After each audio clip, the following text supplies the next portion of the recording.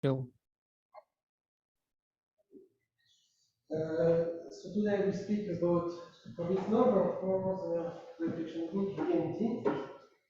Yes, the timing is good because last week actually you asked a question to your little one about the group BNT. Hope you will be able to answer the question. So let me have the flavor.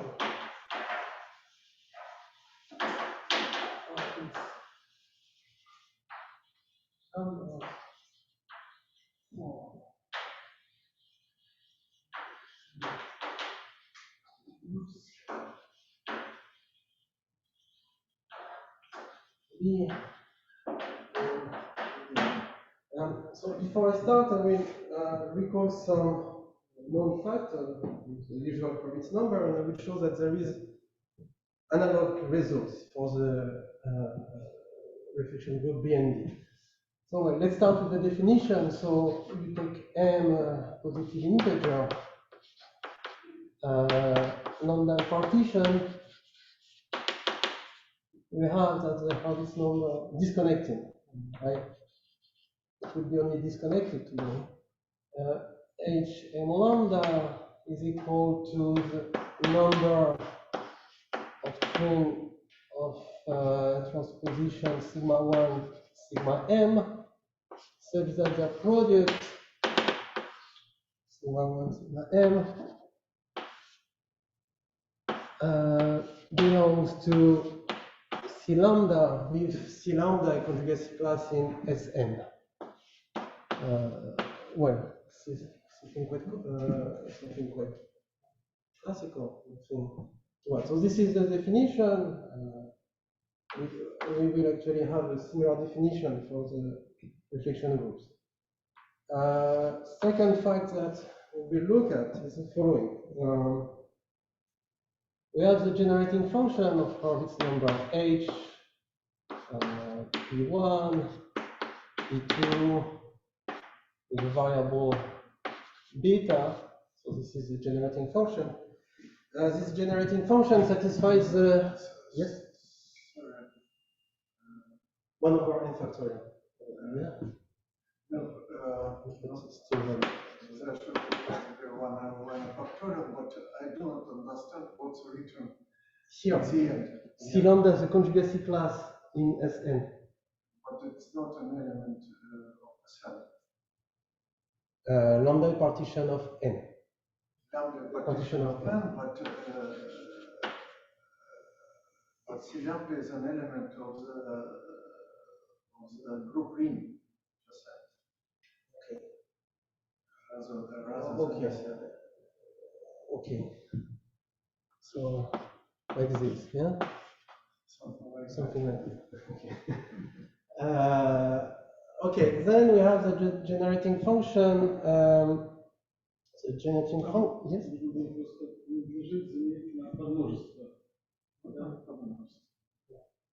Then we have that the generating function, this one of Hurwitz number, satisfies the Catenjon equation, which is the sum of ij pi plus j derivative, second derivative, dpi dpj plus. Yes, so maybe if you could write a little bit bigger, then it would be great. Okay, we try. Okay, so here it should be I j I plus j dpi plus j. Yeah. So is equal of h is equal to the derivative of h by the derivative of theta. So this is a Catenjon equation. And to be honest, one should put 1/2. 1/2, let's be honest. Before this time. Yeah. So we have this equation, it's classical now. We know that the generating function satisfies this thing. In addition, this operator here has Schur function as, again, polynomials, which means that we actually can express Hurwitz number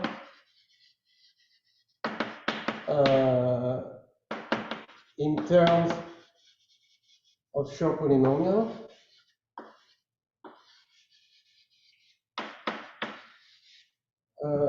The fourth point that we will discuss is that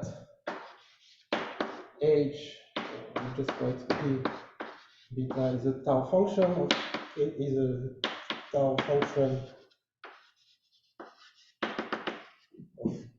KP hierarchy.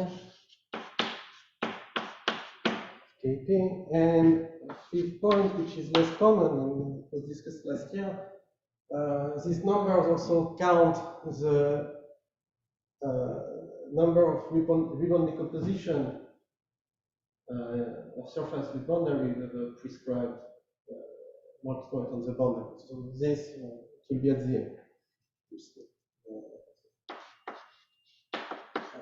I will recall the detail from this. Okay, so basically the talk will follow this pattern, and we will step by step show this result for the reflection group B and D. Okay. Sorry, so for this case, this is the classical case. Yeah, but in the case of Schur functions, yeah, they correspond to reducible representations of symmetric group. Yeah. Should we know the representation theory for these B and C reflection groups? You will see that it's very simple. Simple. We don't need to know that. Okay, so let's start with. So now I will say some facts about the group B. It's not. I don't know if it's classical. So I will just say it to. Let's say it to avoid any confusion. So. We have that Bn, the reflection group with mirrors xi plus xj equals 0. So it's the reflection group with this mirror, xi minus xj equals 0, and xi equals 0. So we have three mirrors to this. Can you please write larger letters? Yes. So to this we associate the reflection Rij. Here we will associate something which we call Ri plus n j. Later it will become clear why I call this way. And this we will call it Ni. So these are the associated reflections. I'm sorry, what is written sum x? Xi plus xj equals 0, xi minus xj equals 0, xi equals 0. These are the mirrors for the group Bn. And we have that Dn is just as mirrors xi plus xj equals 0 and xi minus xj equals 0. So okay, now there is a fact which will be of interest. So this is a proposition. We can embed Bn into S2n. We can embed it into S2n by some embedding phi, such that phi of Ri will become the pair of transposition I plus n, G plus n. So here I also say something. Here we are talking about addition modulo 2n, so this thing is also equal to phi r I plus n G plus n, because we are doing with this addition modulo 2n, because modulo 2n, this will be I plus n G plus n I0. Nothing more. We send R I plus n j to I plus n j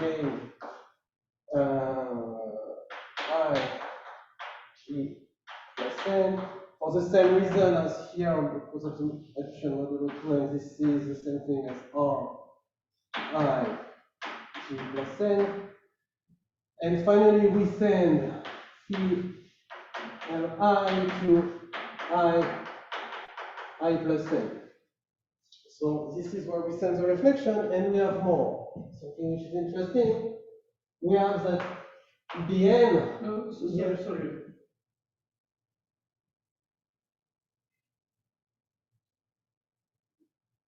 Oh, okay.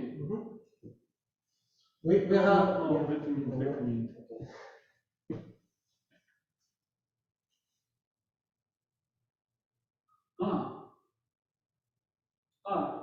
On the left hand side is On the left just a notation. Yeah. Basically, there are these things, and we explain how we send reflection in. How does this reflection looks like in S2? We will work because we will not now we have that Bn with this embedding is actually some things that kind of taught last time is just the normalizer of tau, where tau we actually already seen in the last 2 weeks. It's 1 n plus 1 n 2n. So basically Bn minus 2n is equal to the sigmas such that sigma tau is equal to tau sigma. What we had last week in this talk was sigma minus 1 here. Just to compare the two things. Okay, so this is a proposition where it's not very complicated to prove, just a bit long, and I don't know if it's really most important thing that we have, so we can take So this. here you consider Bn as a subgroup In S2n, we are in S2n, yeah. This is a normalizer of this involution involves fixed point, and this is where we send this reflection. Okay, now the next thing is as follows. So we want to understand how does an element X in Bn, when looked into S2n, what property does it have? Well, it's kind of nice. If you write the cycle decomposition of this X, if you have the cycle decomposition would be as follows. Either a cycle comes in pair, which will be x1, xn, and there will be another cycle of the same length, which will be exactly tau of x1, tau of xn. So once again, if you want to compare what was done the last 2 weeks, here we should, the last 2 weeks, I will erase it, was here it was tau of xn, tau of x1. Okay, this is the difference that we have. Let me erase this to not compare. Yeah? It might happen, for instance, for the generator Li, that it's not over. there is another. No, this never happens.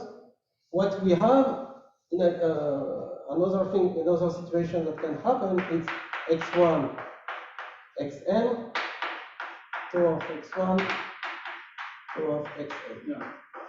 This is what might happen. It happens quite often. So now I will call this an alpha pair for later. And this will be called the beta cycle.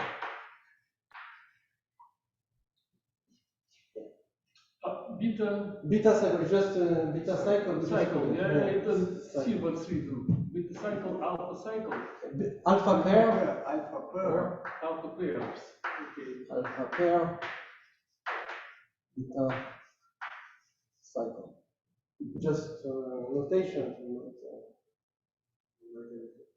Okay, so this is, yeah, and I forgot to say one thing. So here it's for Bn, and so yeah. now can I just say that the permutation belongs to Bn if it splits into collection of alpha pairs and beta cycles. If you have this structure on the cycle decomposition, it belongs to Dn. I was going to say that's the idea. And then we have Dn, which is equal to the normalizer of tau intersected with S2n plus, where S2n plus means the even permutations. Okay.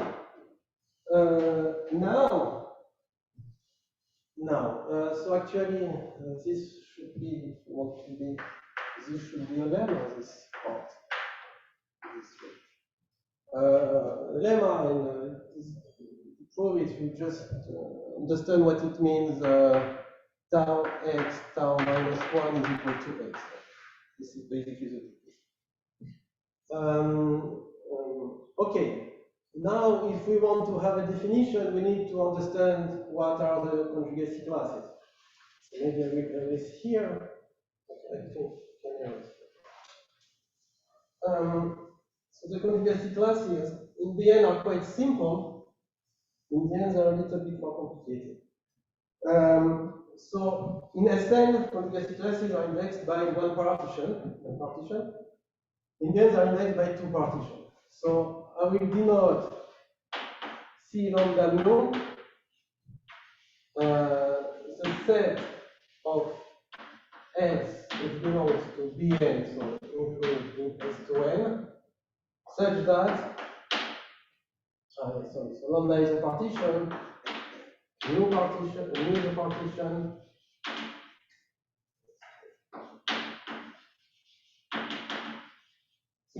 let's say lambda is equal to lambda 1 to lambda s, and mu is equal to mu1 to mu t.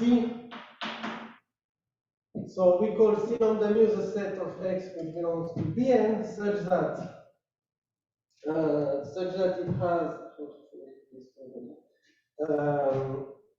alpha pairs of length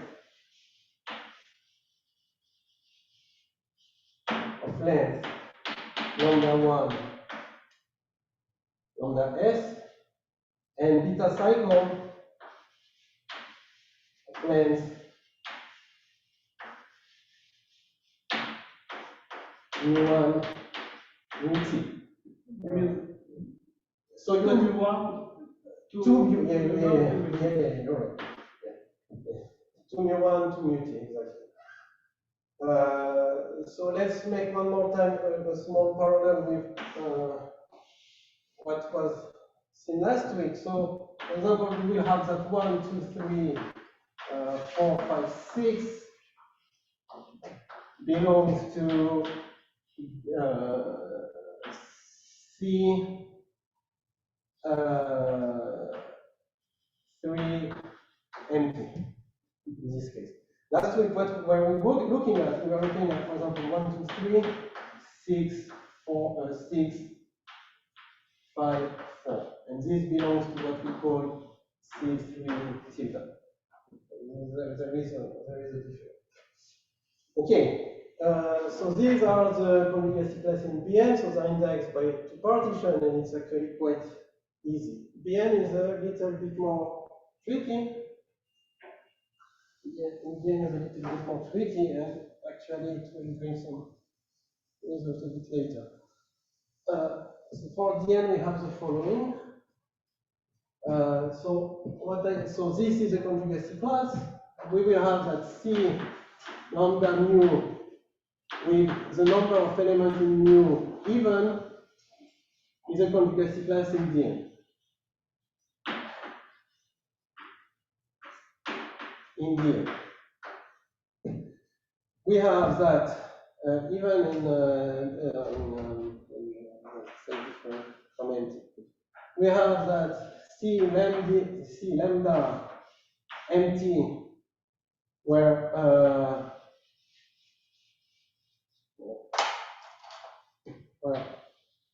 one of the lambda I is odd is also a conjugacy class. So now it doesn't look there is any difference. Now here, what's happening? If now you have C lambda empty, where all lambda I are even, then this conjugacy class in the end splits into two conjugacy classes. Then it splits. Splits, let me do it here. It splits. It splits. So let's try 2 lambda here, just to make it clear that all the parts are even.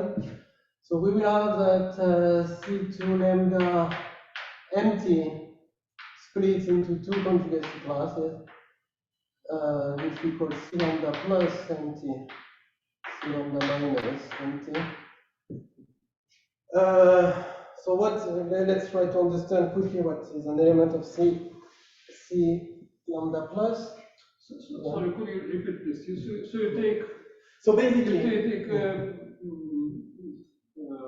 conjugacy class for B. For B, and then you just try to analyze how it's related to the conjugacy class of Bn, exactly. So the conjugacy class of Bn is such that such that the number of parts of mu is even is also a conjugacy class in Dn. The conjugacy class at Dn. If we have C lambda empty where one lambda I is odd, it's a conjugacy class in Dn. And why I ask lambda I to be odd? Because if I have C lambda where all the lambda i's are even, then it has to split space in Dn. One, you mean not exactly one, but at least one. At least one. At least one.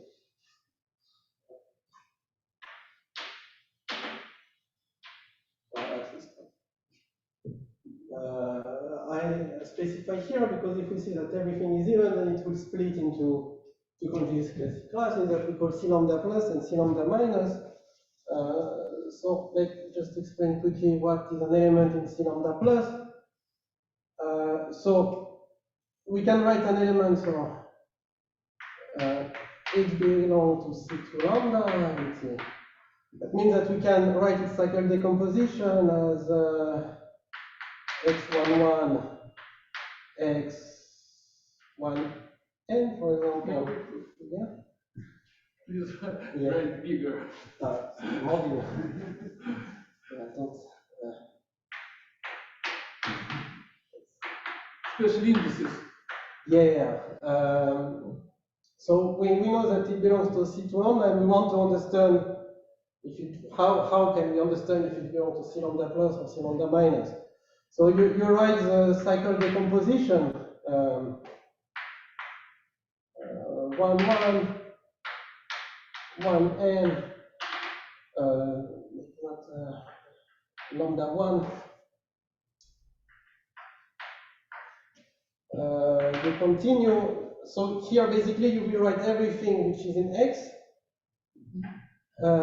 So then it will be x n1 x n lambda n, and then you write all the thing here which has tau. But remember, so here a lot of space. We want here the first term to be tau of x11 and so on, tau of x12 and so on. Then, so you can write this cycle decomposition this way, and then on the bottom you can write the 1, 2, lambda 1 plus 1, lambda 1 plus lambda 2, and so on. And you try to understand, so you have a permutation that goes from there to there. If this permutation is even, this belongs to lambda plus. If this permutation is odd, it belongs to C lambda minus. That's a criterion. It was known. Nothing has been done. It's actually known since 72, an article of Carter. Conjugacy classes in Wait a minute. Yeah.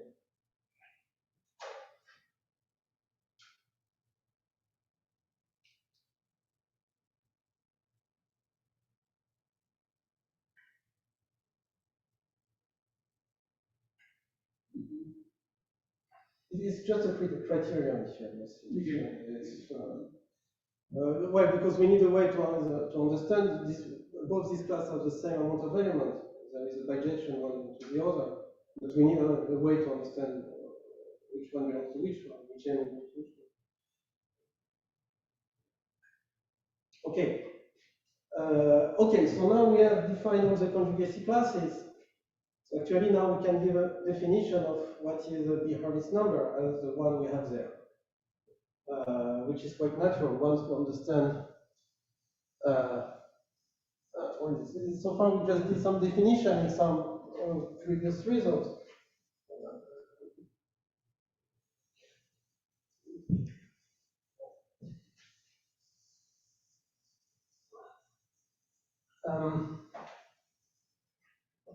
So we define H, M, L, lambda, U. So there is a bit more indices, and we call it B is equal to the, so is equal to the number of the number of string of reflection here. Let me write sigma. Number of string 1 is equal to 1 over n factorial of the number of string sigma 1 sigma n plus l such that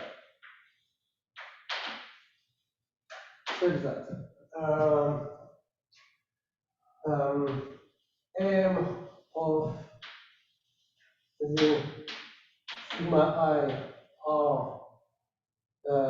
some are Rij,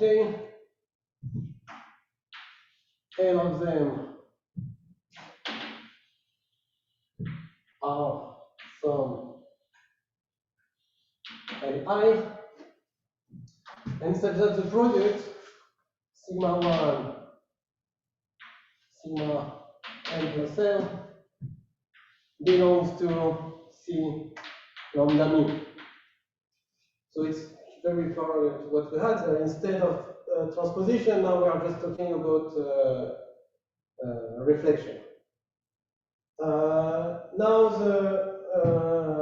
the Hurwitz number is actually H. So if we write HB of M 0 lambda mu, this is actually the Hurwitz number.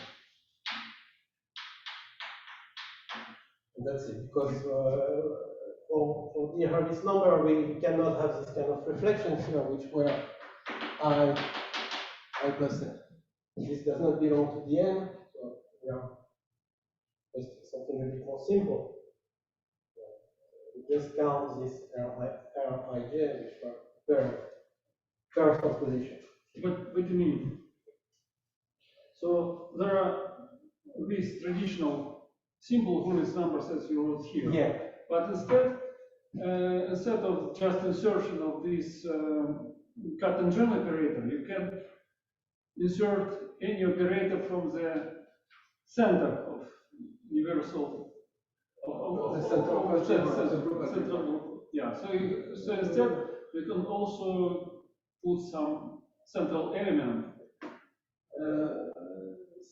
Well, actually, what we will do to What for? What do you mean? So these simple Hurwitz numbers, they included into this H is a special case of hypergeometric type tau function or Lobscher tau function. But well, it will be a little bit different because we will have two parameters here, and I didn't find a formula to get some hypergeometry. It's a little bit different, but it's closely related to. You're talking about extending some statement to more general situation. Which statement? And what kind of an extension? I mean that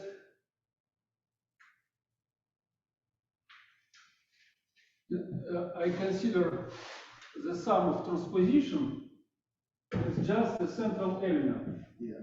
So in this case, I'm not looking for what is an analog of a transposition, but instead I'm trying to characterize the whole The category, algebra. basically. But you see, the sum of transpositions is a central element in a given group algebra of a given permutation group. Yeah. But you have to replace it in all the permutation groups together. Yeah, exactly. This is what we call, how it's called, Kerr-Olshansky algebra shifted, of shifted symmetric functions. So this is the object that for which I'm looking in analog, of course, the case of BMT. And the special element of this algebra is not so important. What would be the special representative? Okay. This is just a matter of taste. Okay, so we have defined for this number in this case. So now we want to find the potential there. So we first give some, I guess I can erase here. I will give an explicit formula, but just before I would like to explain how we get it, what's the idea. Maybe we can answer the question, I don't know. So we take the center of the group algebra of Bn. This thing is a vector space and it's spanned by, so if we call it C lambda mu, it's the sum of x with x belonging to C lambda mu and 1 over, so the, well, this is something classic. Okay, now what do we do? So, well, the first thing is this thing, you send a conjugacy class, and you can go to the algebra of polynomial into variables P and Q, P1, P2, P3, P1, P2, P3, and so on. Just by sending C lambda mu to P lambda Q mu. This is classical. Usually the difference we have two variables here. Now we will be interested in the following thing. We will be interested in an operator T1, which is the sum of Rij, I guess 1 over 2, 1 more equal than I, smaller than j, more equal than 2n. See what we call T1. T2 is equal to sum of Li, 1 smaller equal than I, 2n. Yeah.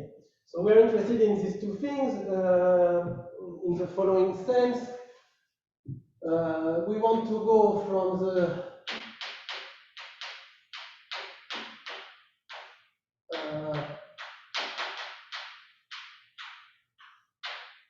there we go, so it's a homogeneous polynomial extension.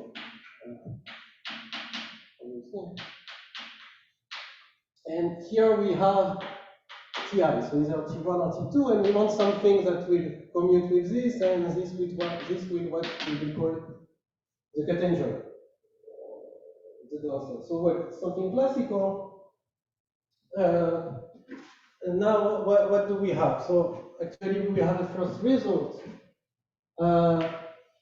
If you write the generating function in P, Q, beta, gamma, well, beta and gamma because we are doing some different things. Is a reflection R, is a reflection L, as it's called.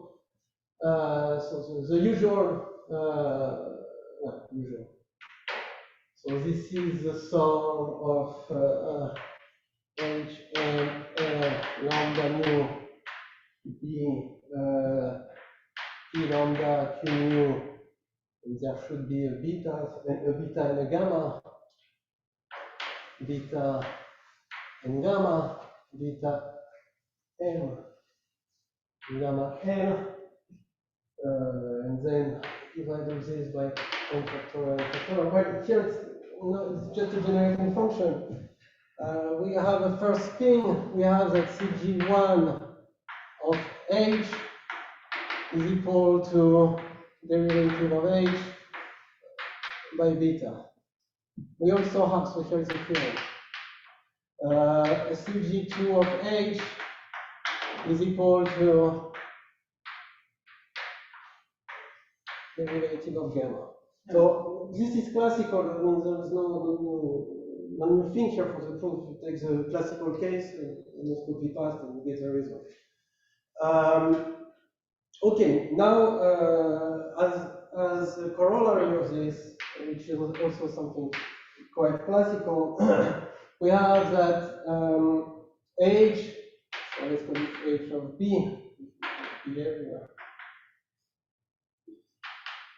H of b is equal to exponential of beta CG1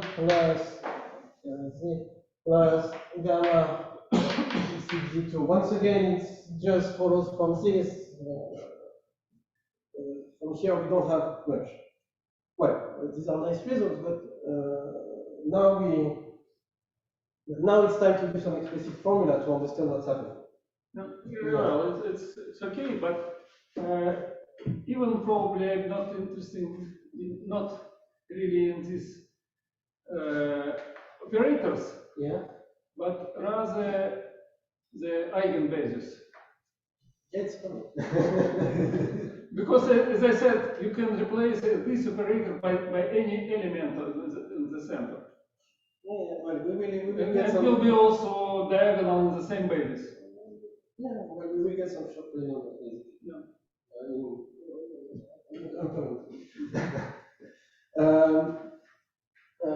Okay, so now let's explain. I will explain one case of how we get the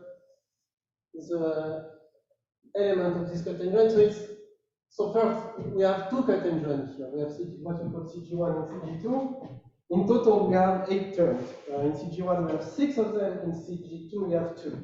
So I will not explain all of them. It's not really your point. I will explain one case. So what's happened? We are trying to apply some reflection to some element of Pn, and we are trying to understand from which conjugacy class you start to which conjugacy class you end. This is what we do in the usual case. You take a permutation, you apply to it a transposition. Either it cuts the transposition, either it cuts the cycle of the transposition, either it goes 2 cycles of the transposition of the permutation. So here we do the same, but we are not using transposition but reflection. So let's say that this is a beta cycle of length 2 I plus j. And I want to apply to it the reflection RAB. And let's suppose that we are in the case where A is here, B is here. That means that tau of B is here, and tau of A is here.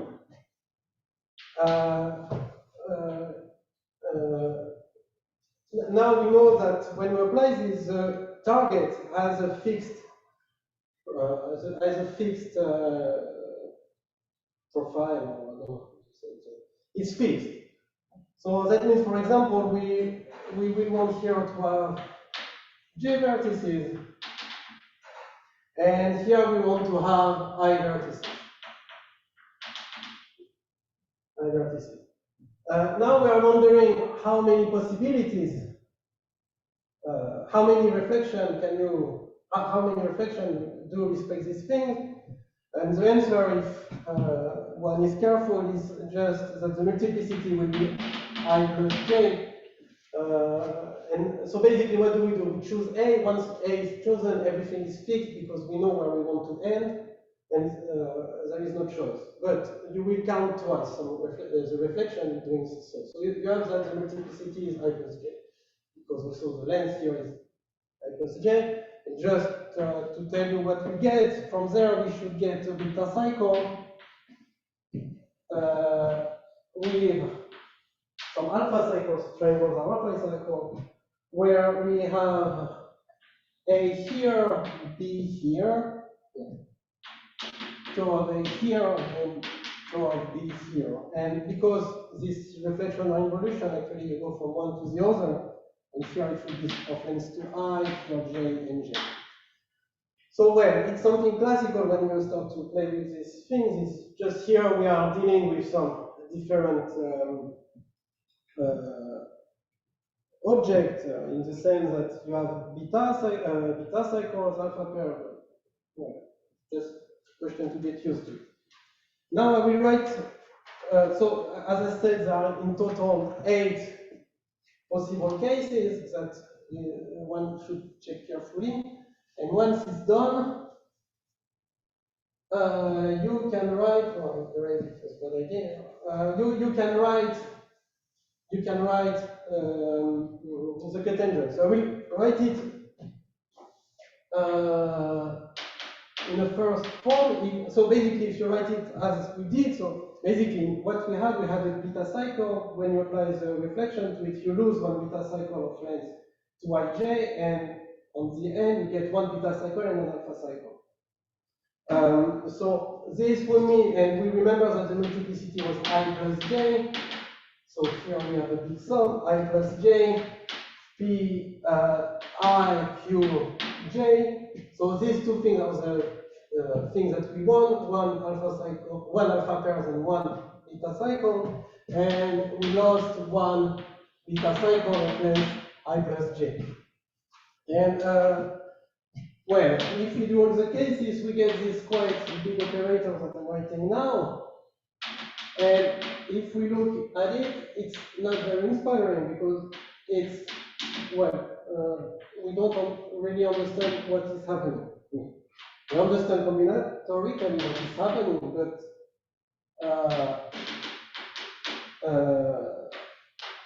what really is this operator will be said in a second. So I just want to write it down. I plus j.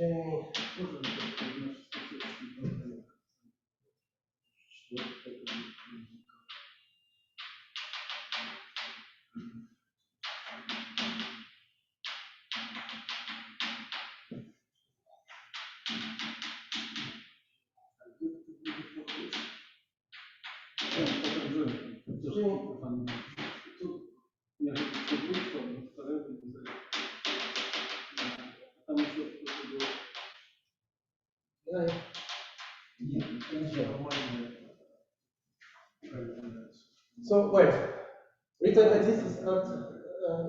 this is not clear. What is it? It's not the clearest thing.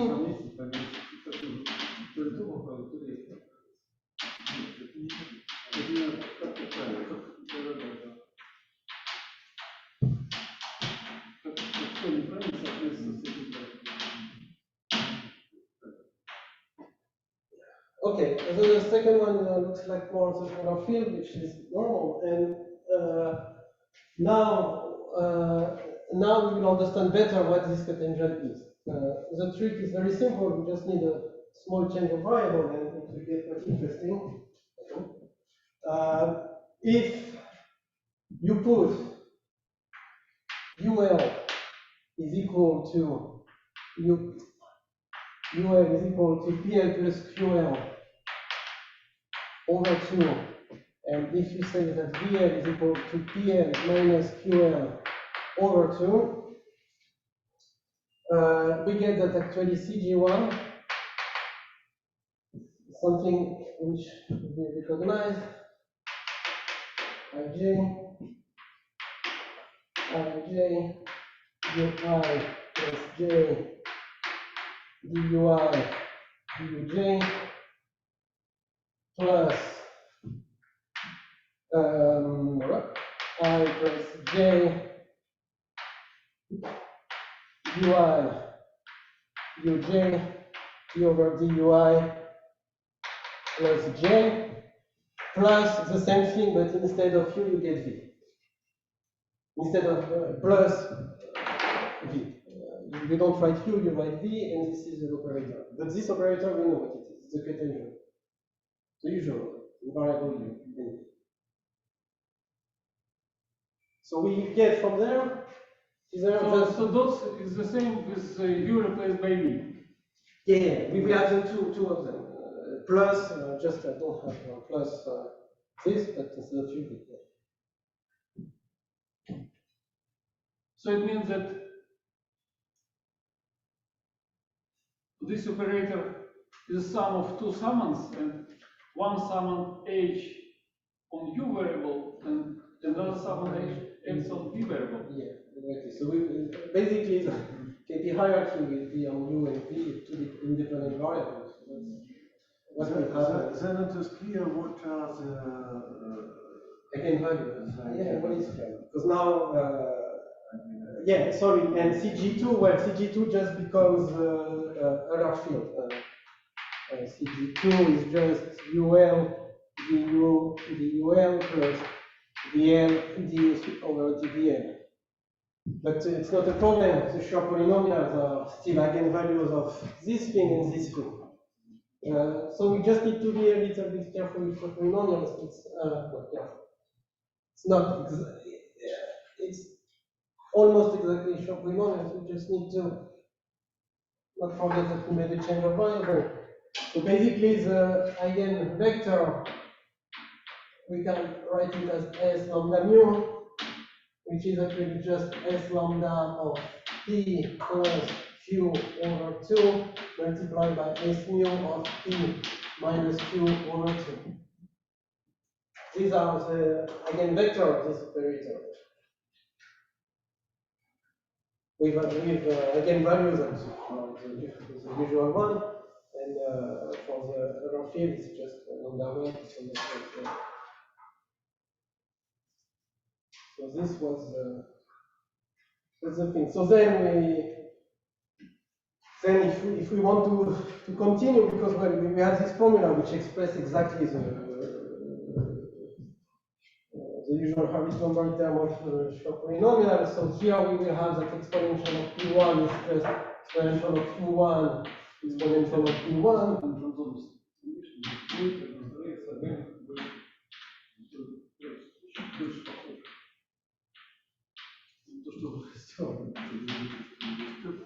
Нет, все равно.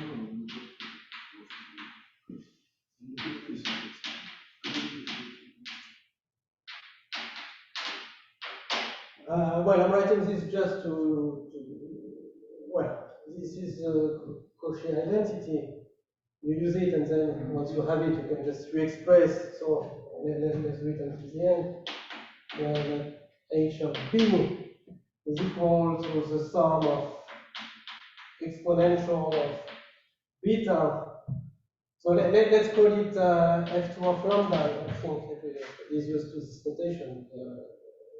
Eigenvalues of operator, usually it's not written f2. And the second Casimir element. F2 of lambda plus F2 of mu plus gamma of the sum of lambda I minus mu I. All this multiplied by S lambda mu 1 0 1 2 blah blah blah and S lambda mu. So yeah, that's so that was for the B case. That's for the B case.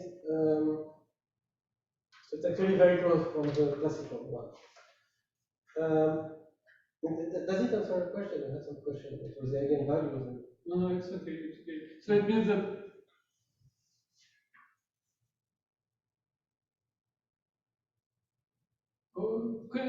can you now explain what is the BKP hierarchy from this point of view? So it's the KP hierarchy in two variables, basically. It's just That's all? because we have. Okay, I can tell it now. I can explain it now. Are there some additional restrictions? Two sets of variables. Two sets of variables. There are two sets of variables. So why is it so? Because well, we can reuse this this rewriting, and what do we get is something.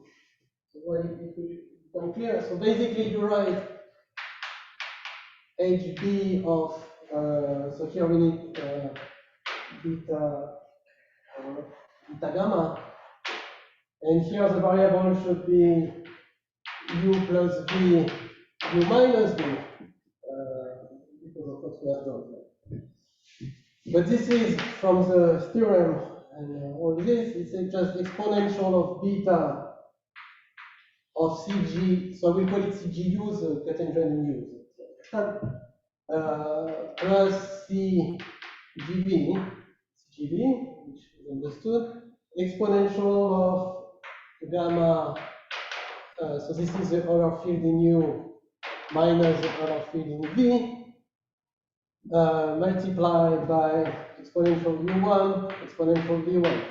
Now all these things commute, and you can actually put it as follow, rewrite it as follow, exponential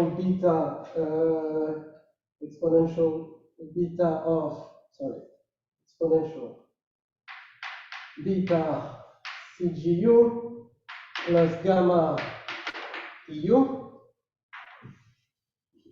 exponential of U1, multiplied by exponential beta CGV minus gamma exponential V, V1. And while here we use your propaganda, actually, we know that these two things belong to G at infinity. Yeah.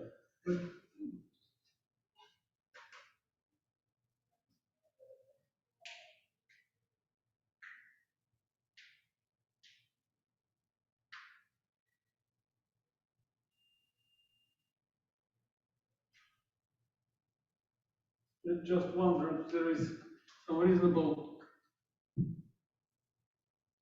smaller group than just product of two copies of G at infinity.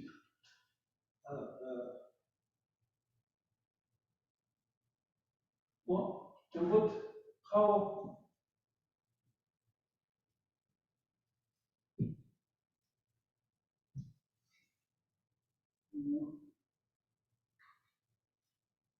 There should be some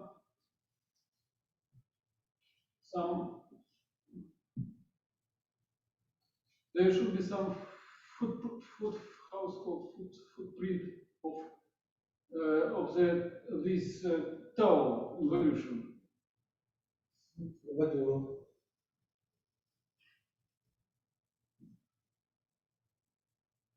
I don't know which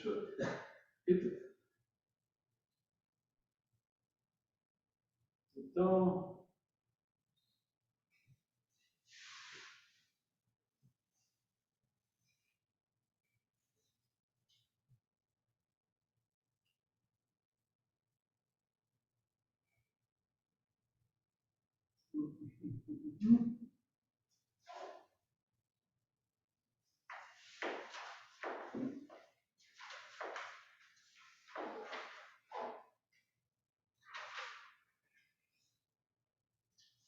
But it is not true that the corresponding center, the center of Bn is the sum of two copies of the center of An.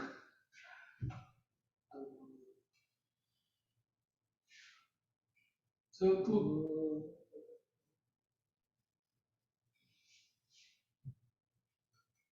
it would, this change u plus v and u minus v, if you just apply this change, if you apply this change directly to the correspondence of the centers of the corresponding central of the group algebras. How does it look like? Not because you apply this change just formally in terms of operators, right? Yeah. But you could understand what is the meaning of this change for the group algebras themselves. Good question. I don't know.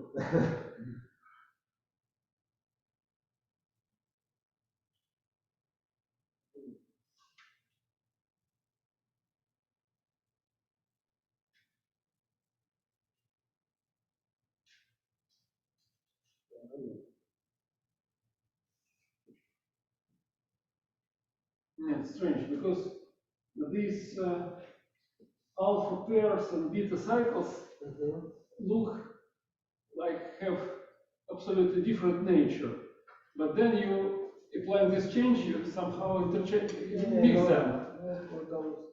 Yeah. That's strange, like mixing pairs of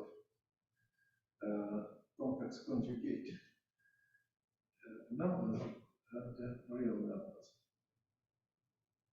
Yeah, so in the group algebra, you take a pair of one pair, you take just one pair of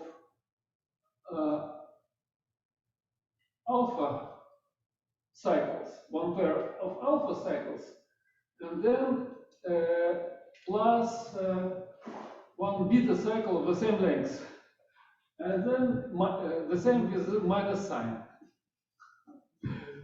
Such elements. So to each part index you associate to such strange.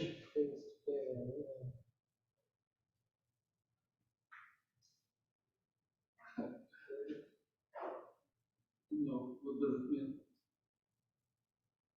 Okay. That's a good question. You need to figure it. No, because I was interested by the operator themselves. No, because such simple answer should imply that it should be understood. Well, the level of group algebra. There is a belief that Pn is very so close to 8n that goes for the how to translate that belief in terms of P equals Q equals minus Q. Okay, so now I would like, well, so basically what we have done so far was so we said everything we wanted about the group D. We still have the group D. And this is kind of interesting because of this splitting of class that we had. Strictly, but it's not stable. Is it stable? Yeah. splitting when we have all the lambda I even. Yeah. Every time that all the lambda I are even, it splits. This is the question. So, strictly speaking, I will show that there is another cotangent here. Strictly speaking, we do not need it because the generating. So let's remember that the generating function of the Hurwitz number were just the B Hurwitz number. We said L equals to 0. There is no I plus. So actually, the HB has the same property. Instead, we don't have gamma here.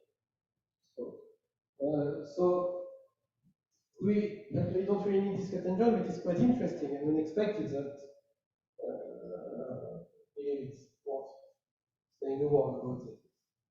For instance, if there is if you have no gamma, then you just looking at this formula and it becomes symmetric in UMV.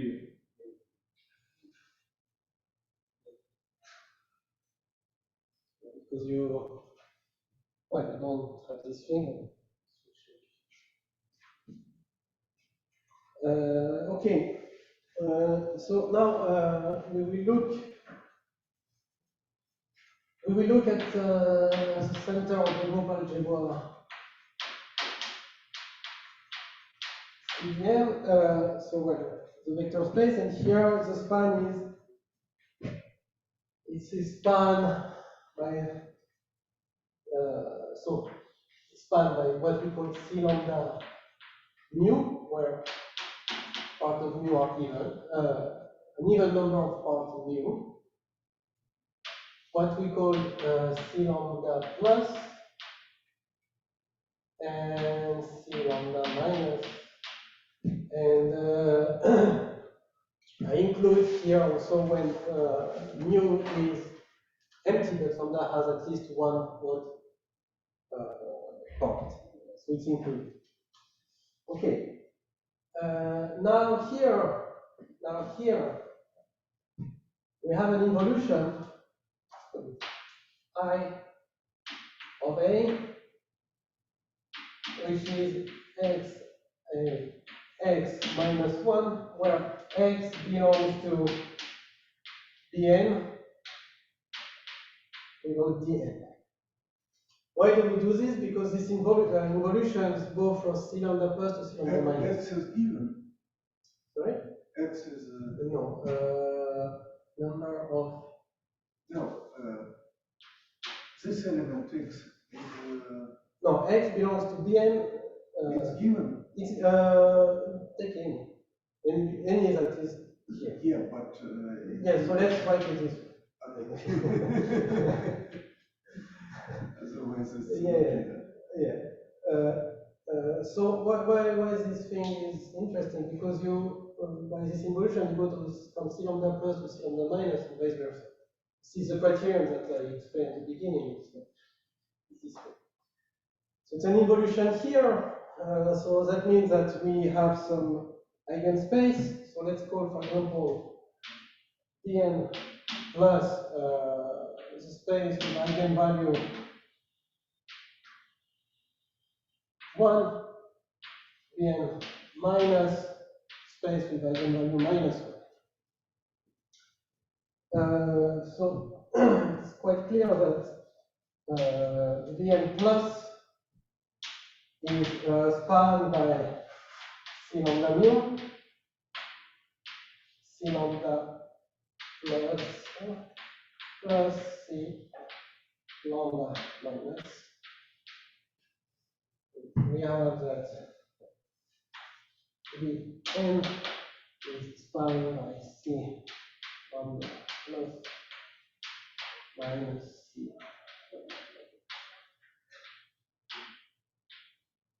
Okay. So now what I will do, I will just define the possible cotangent that we have here, the same way I did for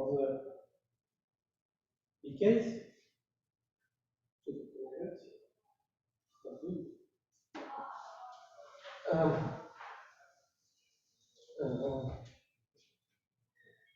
So here basically what's happening,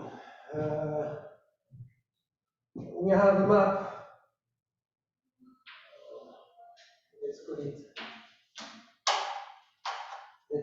phi plus, which send C lambda mu to C lambda mu. Here we just need to remember that it's even and we send it to the C lambda mu that we had before. Where it's identity. Then phi plus of C lambda plus C lambda minus. This is sent to C lambda that we had before. Then we have a map of C minus, which sends C lambda plus.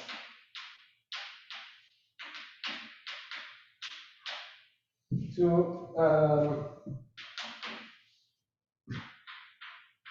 we can divide it by 2 because everything is even here. So what does it mean? That means that actually in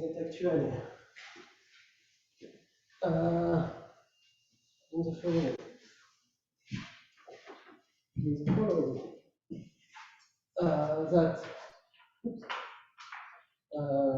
So that means that the image of P plus is just equal to some subspace of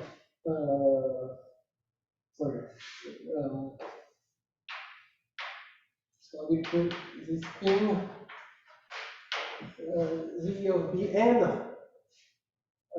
The E means that in mu everything we have an even in mu the number of parts is even. E for E, basically. And we have that M of minus S n over 2.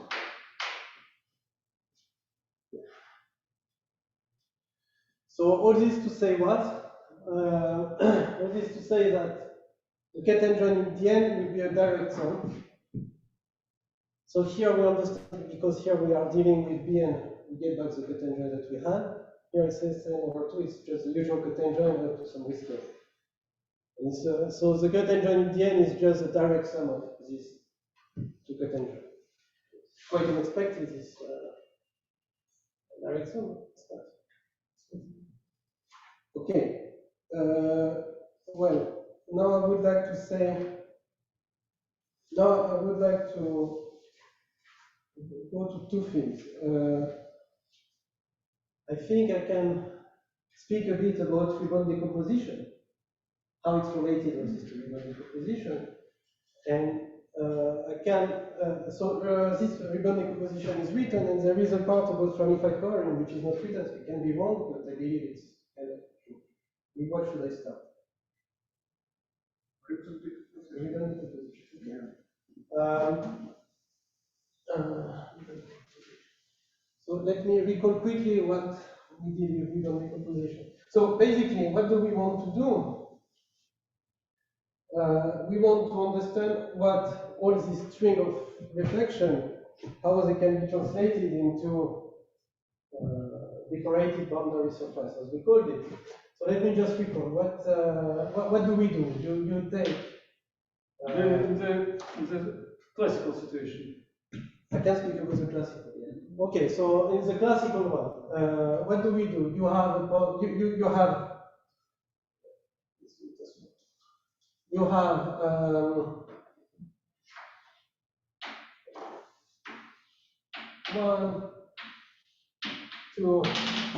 you have n disks. You have n disks, each disk has a mark point. And then you take a ribbon, for example, ij.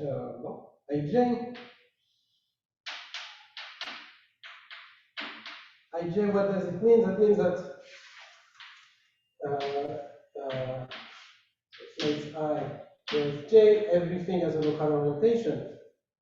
And you glue it, so you glue a rectangle, to say so, where one vertex is a bit after j and one vertex is a bit after I.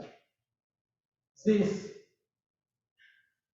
stops to be the boundary, it becomes the interior, and the new boundary is this way. Then we do not forget to draw the diagonal, which has, so let's say it was the kth ribbon, which is number k.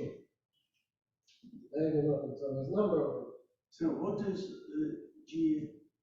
G is gluing the ribbon, which has. So this is an operator applied to.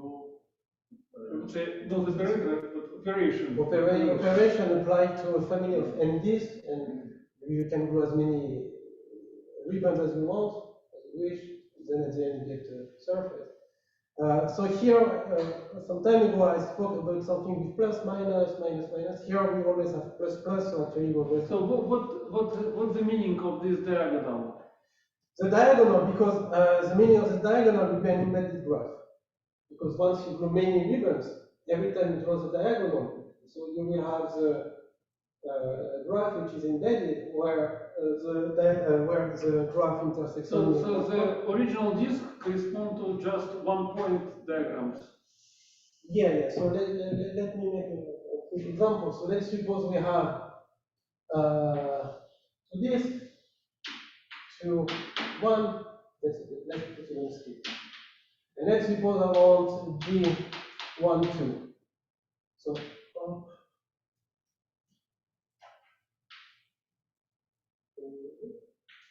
G1, 2, what will it be? You take a point a little bit after 2, a point a little bit after 1. This is our first gluing. And you draw the diagonal, which is number 1. Then let's suppose you have another, which would be, for example, would be. So after you glue in a diagonal, what are marked points?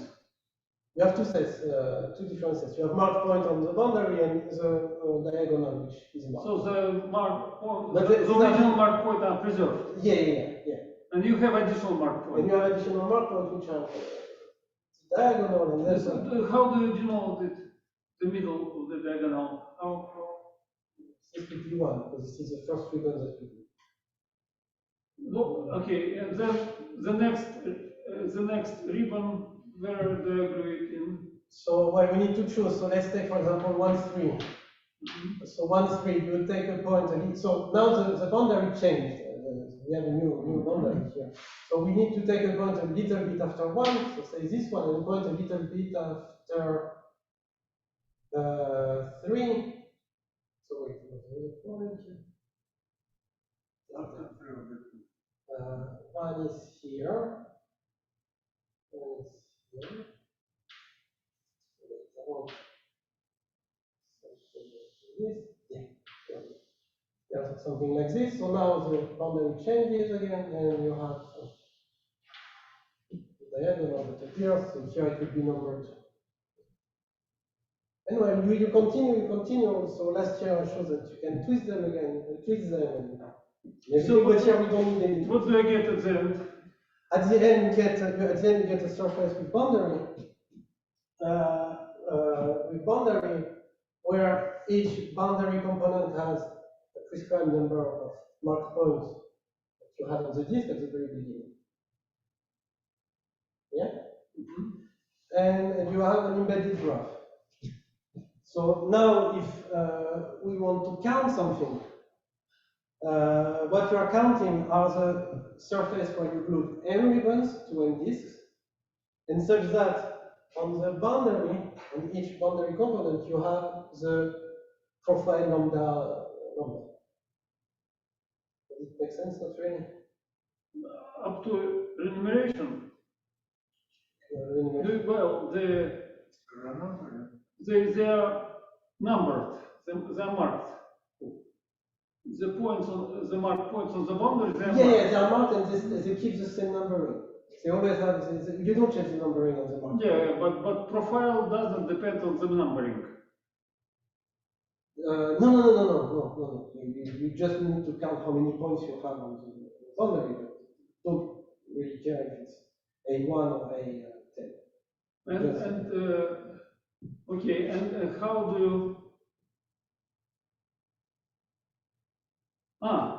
And I have a surface with a boundary, but also there is a graph. There is an embedded graph. There is an embedded graph as well. And from this embedded graph, I can recover how you started it. Yes, because every diagonal is marked as well. So you know which one is the last one, so you can know what was. You can take it out, you understand what happened, and so on. So it's very constructive field. Because, for example, in this very simple example, here we have that we know that this is exactly the second ribbon that has been glued because the diagonal has number 2. So you can just take it out and you know what happened before we glue. Was it a question? Yeah.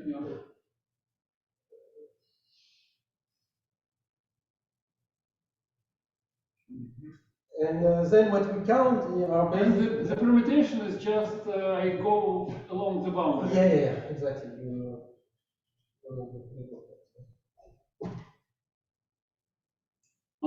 Why do you need to keep the diagonals? What was the embedded graph?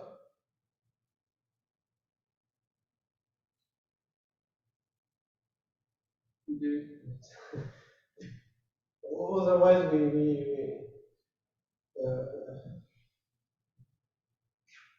otherwise we lose quite a lot of information. But wait a minute. So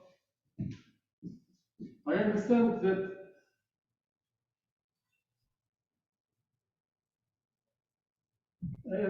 you write this way the action of the corresponding transposition, but what is the combinatorial object that you count at the end?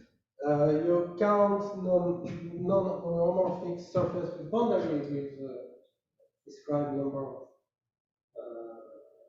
points with the boundary. Yeah.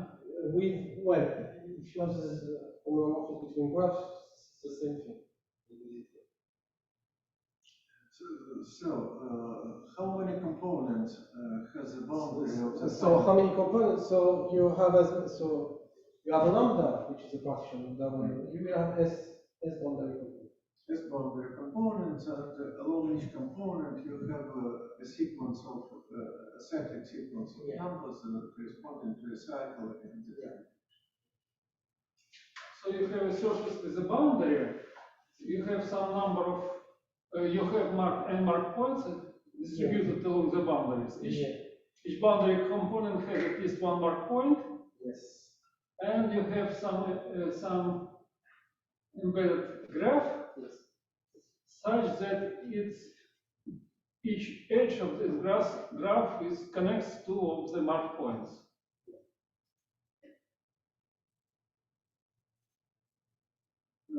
Object of this sort up to homomorphism.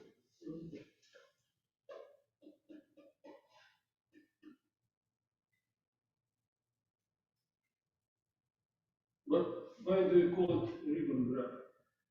Well, because we really take ribbons to construct it. We start with this and then just really glue ribbon one after the other.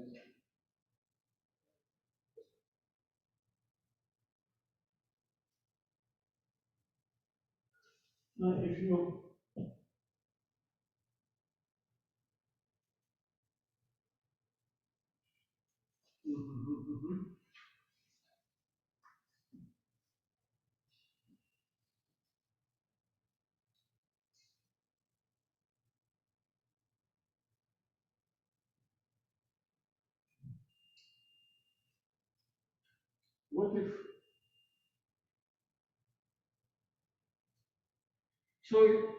what if you do the following? You get finally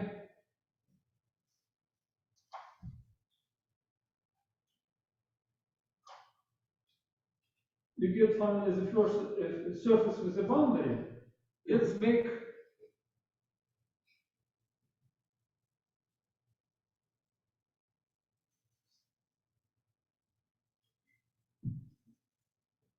let's glue disks along this boundary and make this disk small.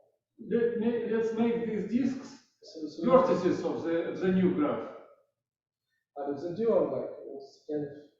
Yeah, for instance, in this case, for this picture, you will have one vertex here. Yeah, you have one vertex and three ensuing edges. And 1, 2, and 3. The question is how is it related to the usual case? Yeah, this is what I prefer to call a ribbon graph. Okay. So you have now a ribbon graph. This one doesn't contain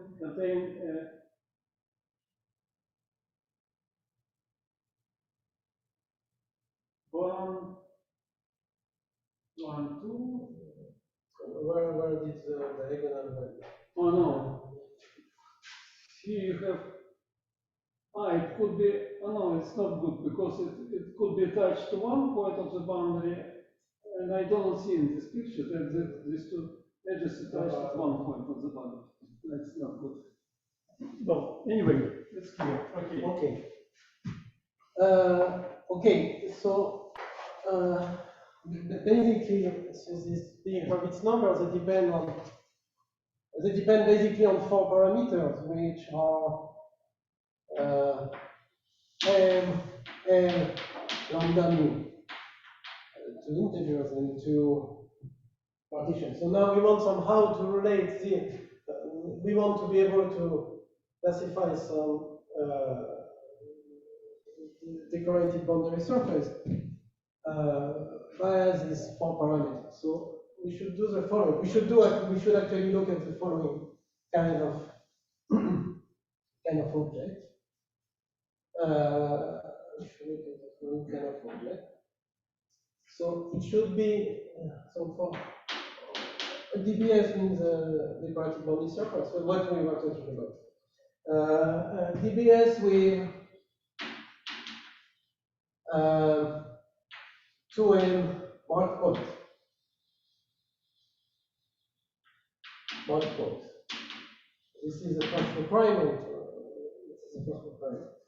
We should have the following. We should have involution.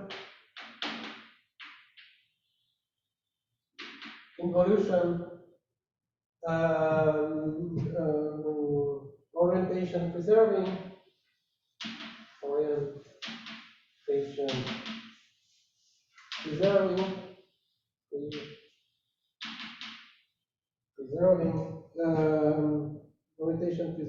Yeah. It's not conjugation, it's orientation preserving. Orientation. I say conjugation. No, just because it's happens quite often that real Hurwitz numbers are related to something like P and D, but this is not the case. No, this is not the case. Well, to be the case should be reversed. And we want T, so two mark points, A1, A2n. We want T of AI to be equal to some AJ. At the moment, I don't put more condition. I will do it in a minute.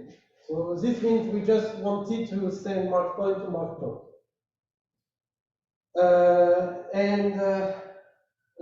We want furthermore T has no fixed point on the boundary.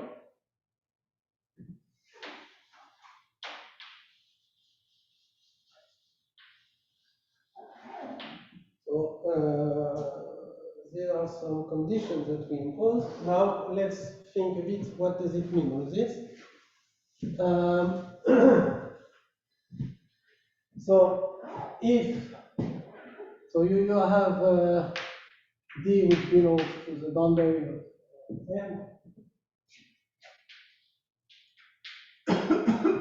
so boundary of M.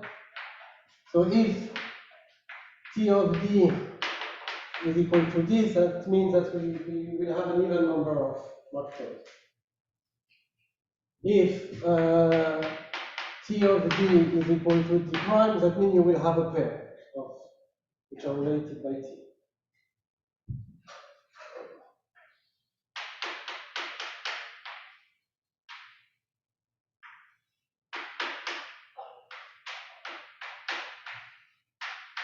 With the same number. D, what's D? D is D is a boundary component.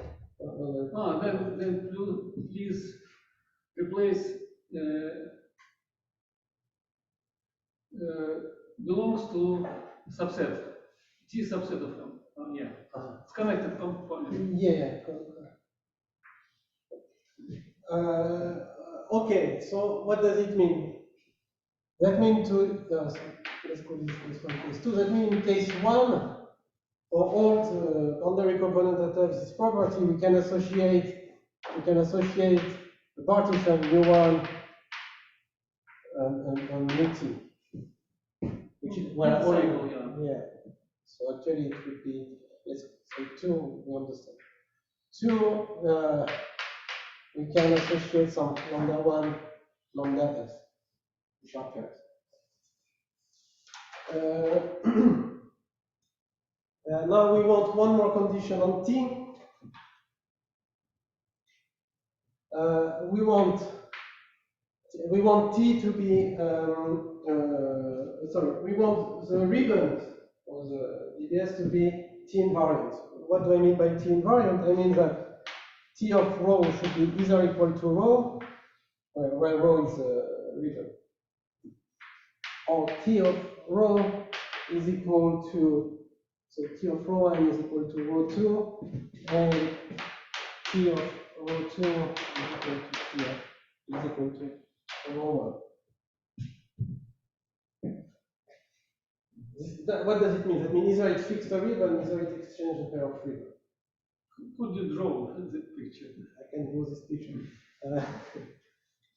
Yeah, because So I guess I can delete them now. Because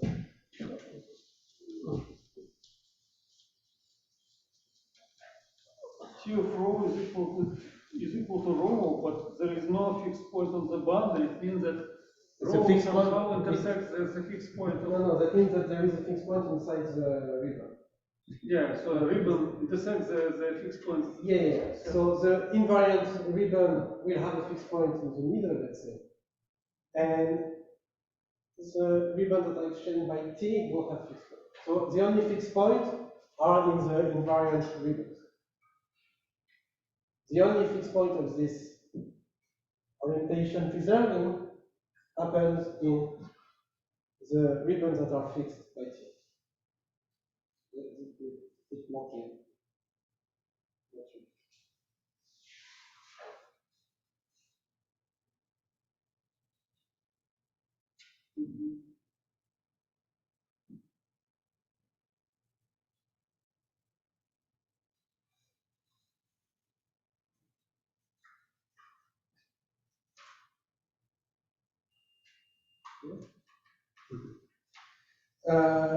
So these are the conditions.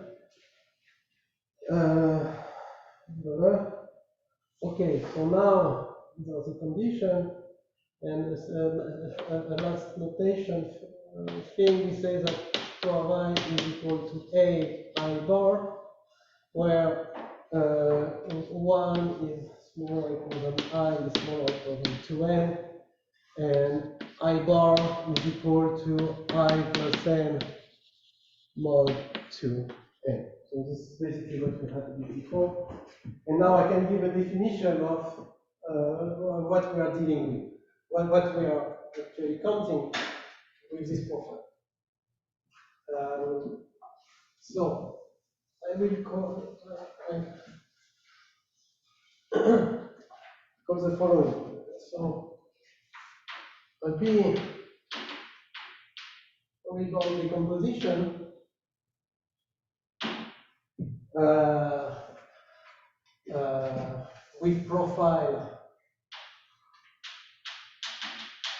with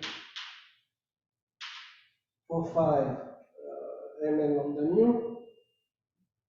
So is a DBS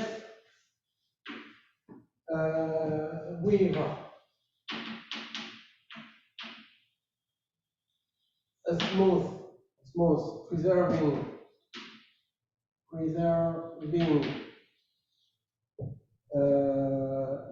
or smooth orientation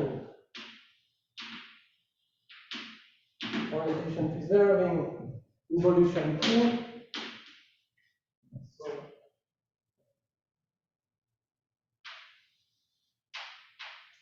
involution of involution T, which goes from M to M, where T invariant of the ribbon, as I explained here,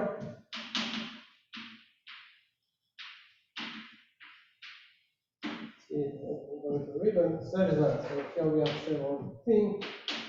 Tail AI is equal to AI bar.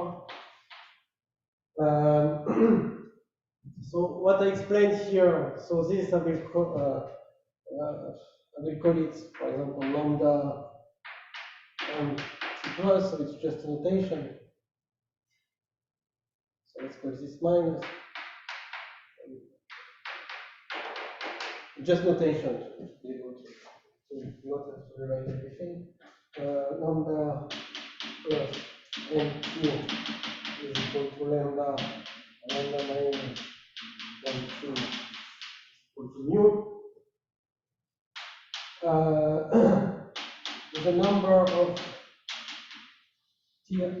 invariant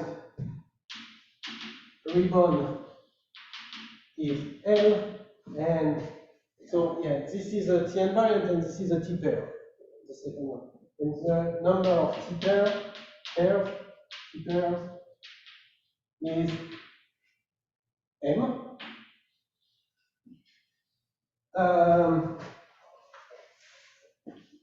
T of the kth ribbon is either equal to itself, so basically the invariant, or T of rho of k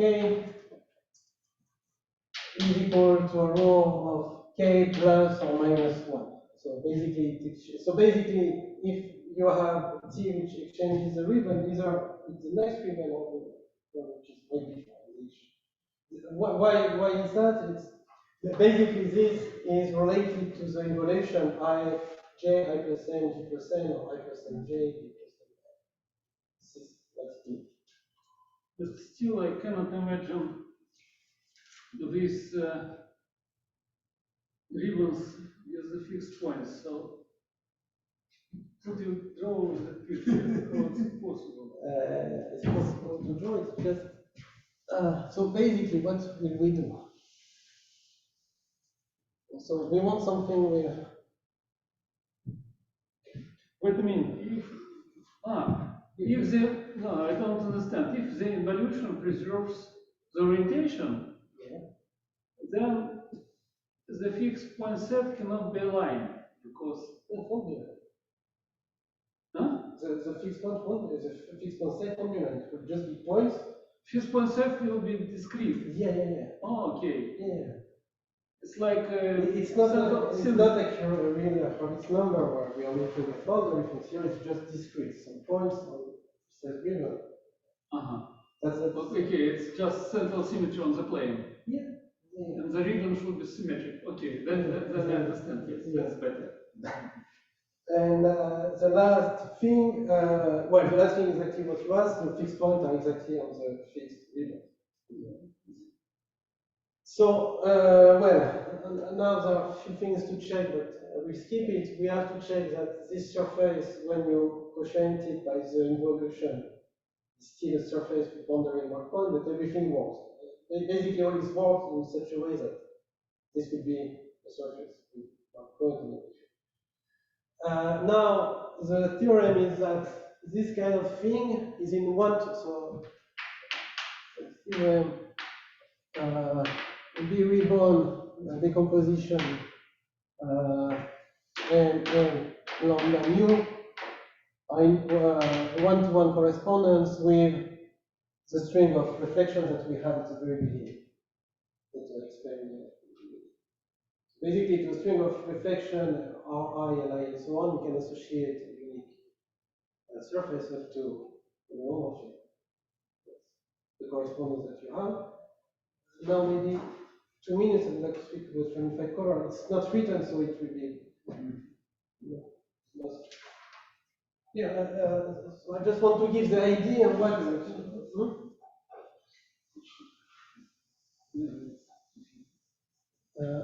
I just want to give the idea of what would be the what kind of ramified covering we are looking at. So actually, it should be a composition of covering. So you take this,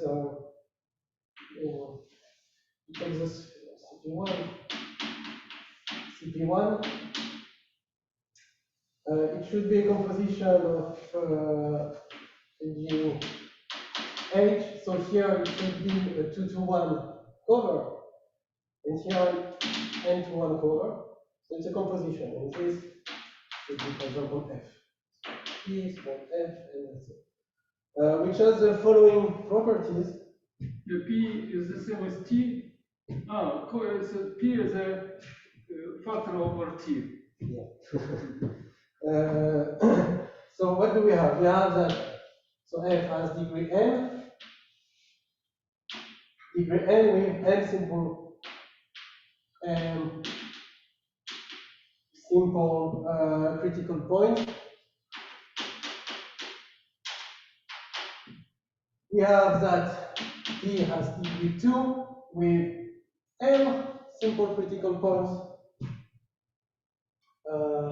So yeah, small remark. So here it's of degree 2. That means we have an involution. So actually, the critical point of P are the fixed point of the involution. You can express it as an involution. And it's of degree 2. Property. And so this is 1, 2, and the last thing, which is as follows. We have an additional critical,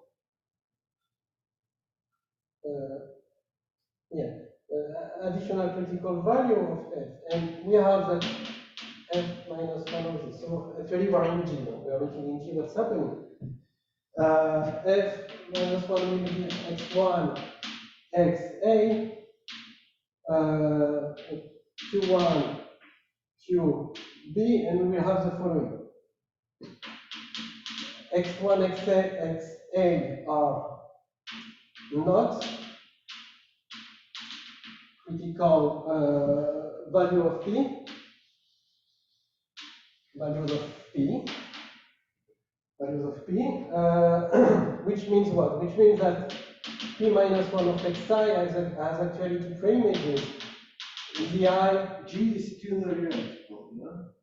yeah, oh yes, sorry, all are complex curve. So all is one, yeah. So that means that, yeah, so we have this complicated critical value, which is infinity as usual. And we split the complexity of this one as follows. We will have that x1 to xa are not critical points, not critical values for p. What does it mean? P is of degree 2, that means we have two frame images.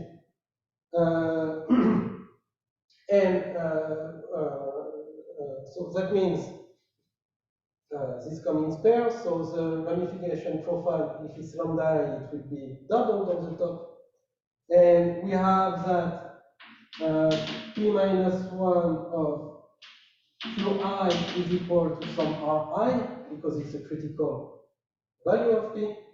So in the item 2, you don't include them. So the 12 simple points, simple critical points, but also QIs RIs are also critical points.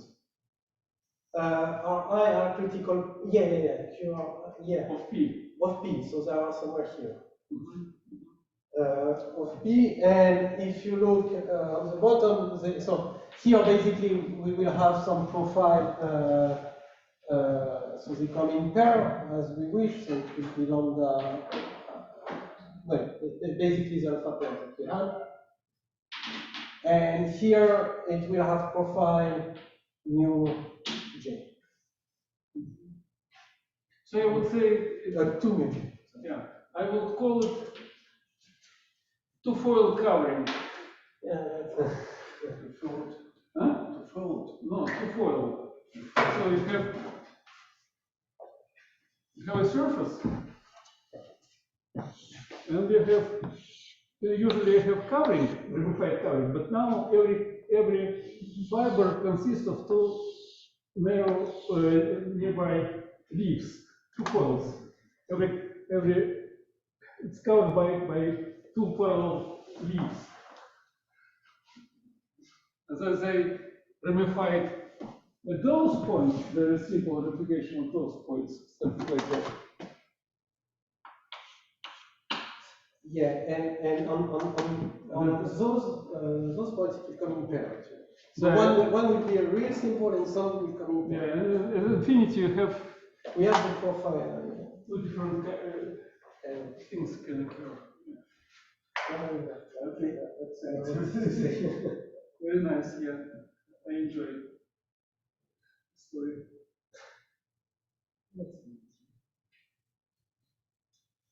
Хорошо. Ну, ты понимаешь, как работает вообще? Нет, не понимаешь. Я, потому что, как сказать, до сих пор я ничего про БЦД все говорят, каждый понимает свое, все